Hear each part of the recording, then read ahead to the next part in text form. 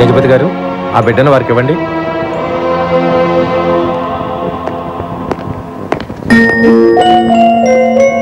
తీసుకోండి.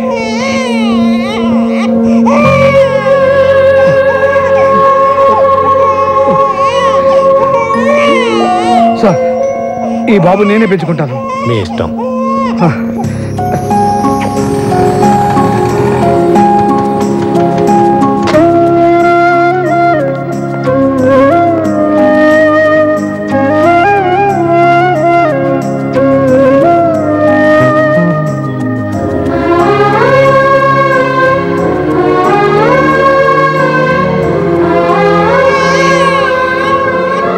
ఎంత పని చేసావురా?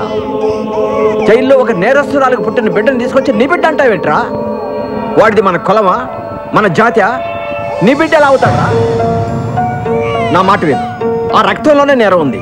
ఆ రక్తానికి ఆప్యాయతలు, అనుబంధాలు తెలియవు. అదే మాట నాన్న, శ్రీకృష్ణుడు కూడా జైల్లోనే పుట్టాడు కదా. జైల్లో పుట్టిన వాళ్ళంతా కృష్ణులు కారు, అడవికి వెళ్ళిన వాళ్ళంతా రాముడు కారు.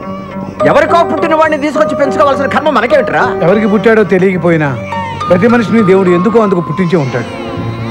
వీడిని ఎందుకు పుట్టించాడో, ఇక్కడికి ఎందుకు పంపించాడో ఏమ్మా, వాడికి నువ్వనే చెప్పకూడదు? ఎవరో చేసిన తప్పుకి పాపం ఈ బిడ్డేం చేస్తాడు మావయ్య?